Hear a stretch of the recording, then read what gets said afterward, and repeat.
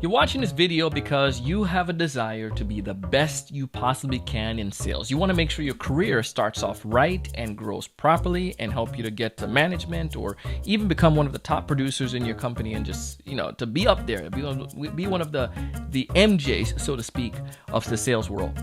But to get there, it requires some work. It requires you doing some things and requires you to learn from people who have gone down that path and did what you're trying to do. And on today's episode, we're going to give you exactly some of those strategies that you can use so you can succeed and to thrive in your role as a seller. You're starting off your career right.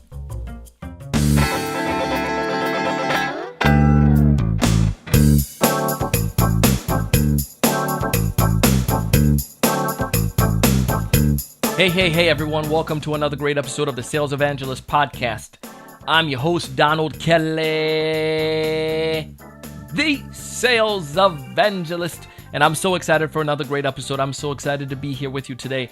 And on today's episode, I have the CEO of Sales BQ, Miss Mary Grothe herself. And Mary started off as one of these individuals that just wasn't quite sure what she was going to do in sales. She entered into the sales world in an administrative assistant role and then quickly rose over the couple of years being in a company to being one of the top sellers in the mid-market B2B sales. I'm telling you, she knows what she's talking about, and she's going to give you her advice, and the stuff that she's going to tell you are sound information. I want you to go back and check her out. You can also check out her YouTube channel. She also produces some great videos as well. Anyways, let's go ahead and dive into the interview. Obviously, you're going to see that we recorded this video a few days ago because now I'm in a different t-shirt. Anyways, it was a fun interview. Check it out. Let me know your thoughts at the very, very end. Welcome to the show, Mary. Hey, thanks for having me. Of course, man. I'm excited to have you. I'm getting back, going back into my days as a sales rep. I remember when I first started off, and I was trying to find all the resources I could about entering into this profession that they call business to business selling, and I remember being so lost. So I'm excited to get some ideas from you today that can help our audience and listeners and folks who are trying to improve. But before we dive into all the fun stuff, Mary, why don't you tell us a little bit more about you and what you do? Yeah, I'd love to. I'm excited for our topic today because at 22 years old, I started with a Fortune 1000 payroll and HR company. And I went on as a sales admin, meaning I was the administrative assistant supporting 8 salespeople and the number one sales manager in the country. But I got what felt like an MBA in sales before I ever sold anything by supporting this team. I had a great 2 years. I knew within just a couple of months of being an admin that I wanted a spot on the mid-market sales team. And when I started that role, I just talked to my manager on a daily basis. What do you need to see from me in order to achieve that goal? Was able to accomplish that, went into the mid-market sales role after 2 years. And then I became the number one rep in 30 days.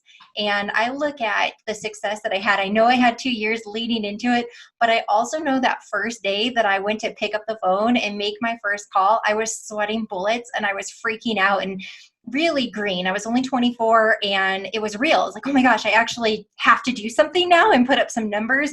And I just remember so much exciting anxiety and in me and this desire to crush it. And so I became the number one rep. I held that title for my first 2.5 years in sales. And then I went on to go be an entrepreneur. And I took my first equity position as a VP of sales and marketing, rebuilt a company's revenue engine and took them back out to market, quadrupled revenue in 7 months. Quite fun. Then I decided, I think I want to do this for a living. And I started my first consulting firm called Butterfly Creative back in 2011. Did that for 3 years. I was a young entrepreneur. I was really just trying to cut my teeth and figure out how to price for my services, how to not run out of energy and run out of steam because my calendar was just way too full. I made a lot of rookie entrepreneur mistakes and ended up calling myself the starving entrepreneur. I decided to go back to the big payroll and HR company for 3 years, did that 2014 to 2017. Got married, bought a house, had a baby, and also sold millions in revenue, broke records. My last year in sales, I was pregnant, worked 9 months out of the year, finished number 7 in the country. Definitely a lot of fun, but then my entrepreneur wings flew again and said, let's start Sales BQ. And that's what we do now. We build revenue engines this time for slightly larger companies. So we're focusing on those 5 to 20 million, and we rebuild everything from sales and marketing. That's awesome. Fantastic. Congratulations on that. And it sounds like you've definitely, that butterfly definitely has the wings flying in the right Yes. direction. I think you're more than a butterfly. You're like an eagle. Thank you. Well, all of that you have, I know we discussed this prior to the episode. At least there's 3 points, and I'm sure there are probably many more that we could go into. And folks who are listening to this can definitely connect with you afterwards. But what are the top 3 points that you shared that you feel that someone who is starting off their career, this is a class of 2020, just walked last week, kind of virtually, they virtually walked, but they're starting in sales this week and or this month and this summer, and they don't know what they don't know. But what are the top 3 things that you would encourage them as they're starting off in their career? Yeah, the top 3 points, and then we can dig into them further. Sure. But one is understanding that there are multiple types of sales roles. And just because they are entry level coming into the workforce doesn't mean they automatically have to go into a BDR, SDR type position. There are so many different types of sales positions and business development roles.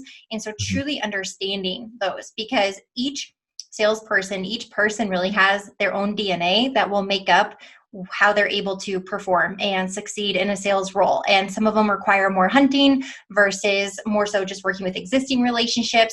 Some require a lot of outbound prospecting that could result in a lot of rejection. And that's a different type of DNA, somebody that can persevere through that, than somebody who's sitting working with warm relationships or small accounts, big accounts, transactional relationship, a lot of different types of sales roles. So just truly understanding the different types and what they think they're best suited for. The second point would be understanding the equation of success. I think part of the reason why I raced to being the number one rep in such a short period of time is I knew how to play the game. Yeah. I knew the playbook. I knew if I do these 10 things every single day, I will be successful. And so I had a blueprint for success. Whereas a lot of reps, especially when they're starting out, they don't understand how performance is captured. They don't know what's expected of them. They don't really have framework to succeed or fail. And so it's very difficult for them. So just truly understanding the equation for success. And the last one is communicating to your leadership team about the leadership, about your future progression. What do you want to do after the current role that you're in? What are those big plans? What do you aspire to be? How are you going to get there? Your leadership team has to know. They can't be in the dark, because then that rep is going to say, well, I've been in this role for 2 years and I haven't been promoted. Okay, great. But have you created a team of champions around you? Do you have an internal mentor? Do you have an external mentor? How are you preparing and grooming yourself for the next step? And who knows about it, right? Mhm. Those are the 3 points that I think are really important when you're building your career in sales. All right. So now I know this fictitious person, let's just say Amber, she's listening to this episode and all of a sudden she's like, holy moly, back up to number one. You're telling me they're different roles? Because I know entry level Donald Kelly, I thought of sales as just one role. When I first came into sales, B2B sales, I thought you just go out and you make phone calls, you golf with people, you try to close deals, and that's it. The madman, so to speak. But let's talk about those different roles. What are some of the different roles or common roles, and what should I know about each of them that would benefit me as an entry level seller? Yeah, let's break it down. First, I'm going to go to what the company sells that Mhm. you want to go work for. Are they selling a physical product that you can touch, you can demo, you can show? Is it a physical widget, product, a technology, or is it a service? Typically, what we have found is that service sales are harder to sell Why is that? because you can't touch it, you can't see it, and it's hard to compare side by side to a competitive option because it's really just words on paper describing the service. And so service sales typically are harder for entry level people. When you look at a product sale, most people can wrap their head around a product a little bit easier. Also, most products have a very well determined use case, whereas a service may not. Additionally, with a service, you will find that a lot of services are nice to haves versus need to haves. And when you look at a product or a technology that you can insert into the day in the life of the buyer, in order to accomplish this, you need this, whereas a service may not be that clear. So, number one is There's the service or product. Which one are you selling? Typically, if you're starting out, it's a little bit easier to cut your teeth in a product or a technology sale. Number two is looking at, is it transactional or is it a really big ticket price? So I have sold both a $25,000 and less technology, and I've also sold technologies that were $200,000 and more. And there's a very different sales cycle, and there's typically more buyers involved. And so you're looking at who's buying the product. Is it more of a transactional high volume sale where you're really just throughout the day, you might talk to 10, 20, 30 different buyers. You're potentially closing a sale a day, maybe doing 30 sales a month because it's high volume. It's very transactional. It's a lower dollar amount. Or are you signing up to sell something that could take 6 months to close a deal? Because if you look at the DNA of somebody, and for me, as an example, I like selling big ticket items. I like complex sales. I don't mind selling a service versus a product. I love solving problems and I love complexity. I love when there's multiple buyers, and I love when my sales worth 200 or 300 or more $1,000.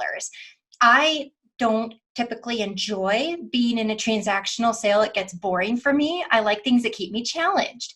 And so this is something that reps need to understand, because your success in the first career that you choose, you really have to look at who you are as a person and how that aligns. You want to take it one step further. So we went product or service.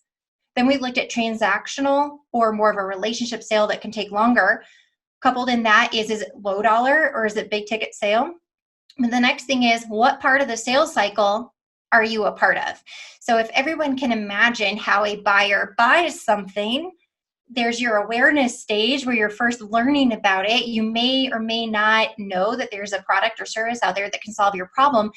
Then there's the consideration stage where they're actively looking for a solution and they're evaluating different options. And then there's the decision stage where they're doing demos and looking at quotes or estimates or pricing proposals, and they're really narrowing it down and making the final decision and becoming a customer. So there are sales roles that are broken apart in those three different stages of the buyer's journey.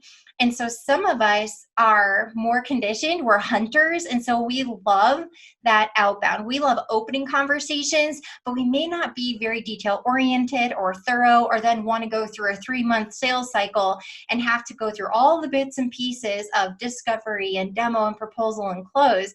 That may not be what we love to do, or quite the opposite. We might have a huge fear of hunting and think, you want me to do what in my 8 to 5? Like, I'm not doing that. I'm not going to blindly send emails and make dials to people who may or may not know who I am. And that just sounds like a horrible job. They might think of it as a telemarketer, or like, I don't want to be that person. I don't want to get hung up on. I only want to work in the middle of that funnel when people already know, and I can take them through good discovery and then into that demo and solution presentation. And the third piece is customers. A lot of reps do extremely well working with existing relationships and getting renewals on them and upselling, which means selling additional products or services to them. And so that's a whole different set of sales where you're actually just maintaining and nurturing existing customer relationships. And what we have found is a lot of reps will start out in a BDR or SDR type role, which is business development or sales development. And it's very entry level. There's a lot of companies that hire straight out of college for those, but they are, for the most part, outbound prospecting. Some of them will be inbound lead curation and qualification, but a lot of them are outbound, and it's a very, very difficult job. And they may get burnt out or realize their rejection factor isn't high enough, or they just can't do it. It doesn't mean that they're not cut out for sales. They're just simply in the wrong type of role. So there's so much to consider when you're first looking at building your career in sales. This is awesome. And I really agree with you 100% there. And I tend to see also some of the sales reps, like you said, fall into the customer service standpoint or the client success side, where, again, they're really just amazing with the relationships and they can do that upsell and do it fantastic. But to get out on the front line and hunt, God bless you. And sometimes sales rep make a wrong decision because, like I did, they enter into some of the smaller organization. And in those small organizations, usually you're the cook, the waiter, the bottle washer, you're taking out the trash, essentially. You're doing all of it. And that doesn't leave you, it makes you get resentment towards selling because you're doing all of these things that you're not necessarily cut out for or desire to do. It's difficult. It's very challenging, and the expectation is high. But yeah, if you fall yourself, if you can go into an organization where you can at least do some kind of, and this is why I encourage internships as well too. Go into an organization where you can get an internship and do some kind of admin role and understand what's going on, and then you can make a decision based afterwards. Or if some companies have round robin where they give you an opportunity to experience different stuff. So that's great, which actually leads into the next part, actually, is the second side of understanding the equation for success. So please, what is this equation for success? We're ready for it. Well, you need a playbook for the role. You need to know what's expected of you. And what we have found at Sales BQ, one of the problems we solve for our clients is that we build infrastructure and systems and processes around marketing and sales and building the revenue engine, because most times in organizations, it's undefined. Mhm. What you'll see is people show up to the role and they do a similar role, but they do it very differently. And everybody's kind of just operating the way that they think that they should and bringing their own unique ideas to their own role, but that might not necessarily be shared. And if you don't have a playbook, if you don't know what's expected of you, if you don't know how performance is measured, if you don't know what the 10 things are that you're supposed to do every single day, if you want to be successful, you need to go talk to your leadership team. You need to ask for that playbook to be created. You shouldn't be thrown into a role and be told to figure it out. It's really not setting you up for success. And the smartest and brightest salespeople, or the hungriest ones too, will figure it out. But ultimately, you should ask your employer for that playbook and the equation for success. So sometimes it's broken down into easy to understand metrics. So maybe you are in an SDR role. It'll say you need to work this many prospects through the cadence every single week. And a cadence is just a fancy term that's used for a multi-touch prospecting campaign, meaning you have one prospect and you might touch them 10 to 15 times within a 4-week period. It could be through LinkedIn, email, phone calls, etc. There's multiple ways that you could do those touches. You might be trying to strike up a conversation. You might have a white paper download going to them, or another piece of content. You might be inviting them to a webinar. Whatever a case might be, there's a cadence. So a lot of SDRs will go into the role, they have a cadence, and they'll look at what's in for the day with their prospects. And so it's following through on those. It could be tasked with what is the ideal number of outbound dials or emails or whatnot on a daily or weekly basis. That in that type of role, sales can definitely be a numbers game. So you might want to look at the trends. And so a new SDR coming into a role, as an example, could come in and say, who's been the top SDR before me? Who was the one that had the best performance? What were their metrics? And you want to look at both sides, leading indicators and lagging indicators. The leading is the activity. So number of dials, number of emails, number of touch points, you name it, number of conversations, number of fill in the blank, that result in the lagging indicators, which are number of meetings set, number of pass-offs or handoffs, number of demos, you name it, whatever you're being measured by. And so just knowing the equation. So if I do 500 outbounds per week, whether it's email or phone, it typically results in 3 set meetings. My quota is an average of 7 per month. So that will put me over by 1, which means I should be hitting my bonus and whatnot. But know the equation for success. When I first went into my sales role back in 2008, the rep before me who had sold the most, that's who I went to. She happened to work out of my office, and she was the number one rep in that role before I took over. And I said, how did you do it? What are the numbers? What do I need to do every single day? And so she mapped it out for me. And so I knew I wanted to crush her number because I wanted to do it with style points. And so I simply just doubled what she did. And I said, okay, so she was running about 5 meetings a week. So I said, I'm going to run 10. And then in order to have an error of margin for people that reschedule or cancel, I always set 12. So I set 12 meetings per week, and I knew 2 would fall off. And then I was doing twice as much as she did. And lo and behold, she sold $300,000 in annual revenue. And my first year, I sold $758,000. So the number worked in my favor, but I knew the equation for success. I knew what my conversion rates were. I knew what my close rate was. I know what my average revenue per sale was. I know where I needed to be revenue-wise with attachment of ancillaries. It just know the equation for success. Do not go into sales blind. It can be an equation. It can be numbers. Line it up, figure out what you need to do. If you want to sell 1 million, then back into the number and figure out how much of each activity do you need to do to reach that number, but know the equation for success. A to the man on that, man. You're preaching here. I'm over here saying amen, loving it. Well, let's look at the last one. The last one here talks about making leadership aware of your intention or your desires. Talk to us about that and why is that so important? I never want a salesperson to feel like they've been passed up for a promotion or to go into a new open territory or to change from a direct to business role to a channel manager role as an example, or to switch from mid-market sales to enterprise sales. There's a lot of different roles that you can take on within an organization depending on the size of the company. And if you have your eye on something, you have to communicate it, because your management team is not going to be a mind reader. They're not going to know. And so a lot of the reps that we've coached, they're actually pretty timid, or they feel like, well, I can't tell them I want that role until I hit my quota. I'm trending about 7 to 10% behind right now, so I can't say anything. Or I really just feel like I need a year under my belt before they'll take me seriously. Guys, ladies, if you have your eye on a different role, communicate from day one or as early as you start feeling that. Because I know when I was 22 years old and I started as an admin, it only took me a month for me to say, I think I want to go into sales. And I went to my manager, and I mean, he must have thought I was crazy. I didn't have a college degree. I was 22. I had never sold anything. It was my first real job. I was making 13 bucks an hour. But I said, I want to do this. What do I need to accomplish in order to hit this goal? So we sat down, we mapped out a timeline, and I mapped it out for just under 24 months of all the different things I was going to do and accomplish. And I said, if I accomplish all these things, can I earn a spot on the team? And of course it was, yeah, let's talk, right? Let's actually see you do all of this. But then I stayed in contact, and every quarter we went through the sheet and I monitored against my progress.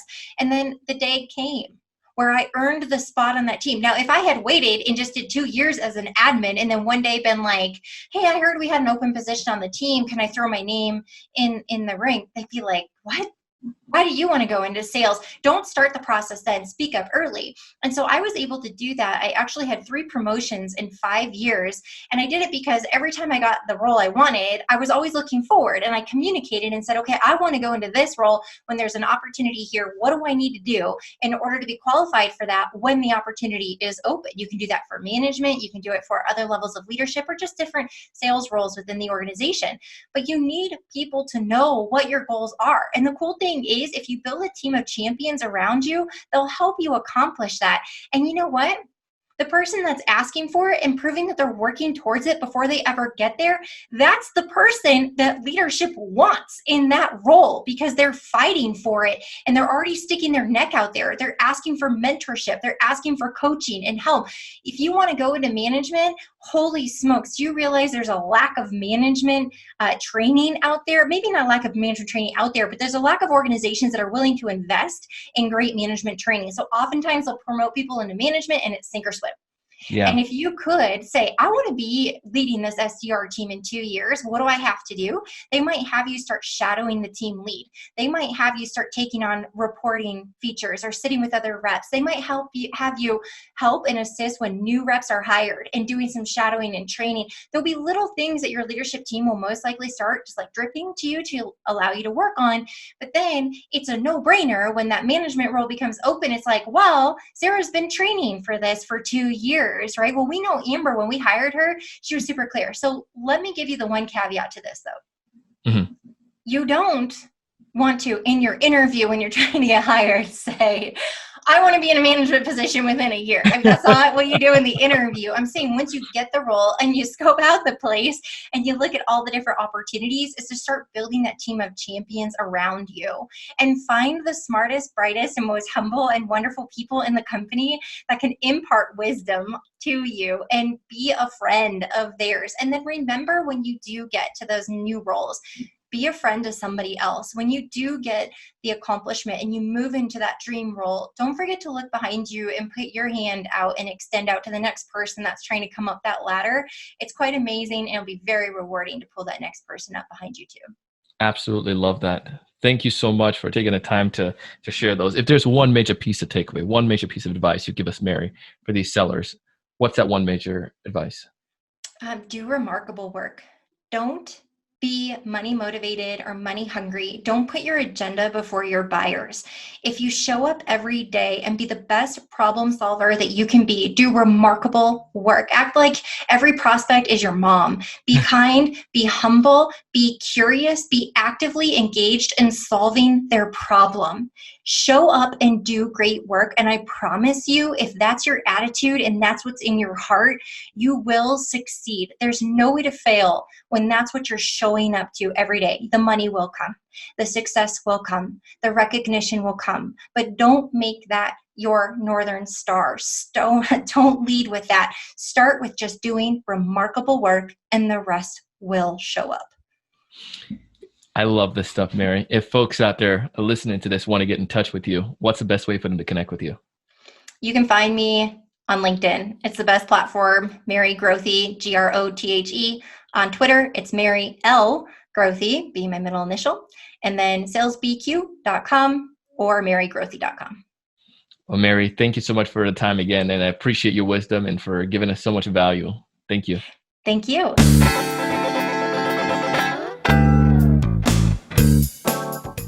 Ladies and gentlemen, that was Mary Grothe. And again, you can find her information. Go down below. We have all the information there. You can connect with her. And if you haven't done so already, go ahead and hit subscribe. I want you to subscribe to our channel so that you can get notified whenever we have video. Because if you can hit that bell too, it's going to chime. And every time we produce one of these great videos, you're going to be able to hear it. You're going to be able to come watch it and get excited. But I want to hear from you. How did you start off in your sales experience? Comment below. Did you start off as an inside sales rep? Did you start off as an outside sales rep? Or did you start off as something totally different within a company? I want to know. Go ahead and comment below. I want to hear that. Connect with Mary. Learn about all the great things that she's sharing. She knows her stuff. As always, my goal is I want to help you to succeed. I want you to find more of those ideal customers. I want you to be able to know what to say to build value. I want you to be able to check out my friends over at Crumble. They know how to give value. They have an easy peasy CRM, and we have a link below as well. Don't worry about being complicated and losing your way, especially if you're new in sales. Use a CRM that's going to be simple. I also want you guys to be able to close more deals, but most importantly is to challenge you to go out each and every single day and do big things. Thanks so much for watching. Hey, thanks so much for taking the time to watch this video today. If you enjoyed the content, I ask you to go ahead and hit that like button, that thumbs up in the bottom right-hand corner. Also, to make sure to subscribe if you haven't done so already. This way, we'll keep you up to date with all the latest sales strategies, latest tools, and things that are going to help you to not only find more prospects, but to close more deals. Thanks so much.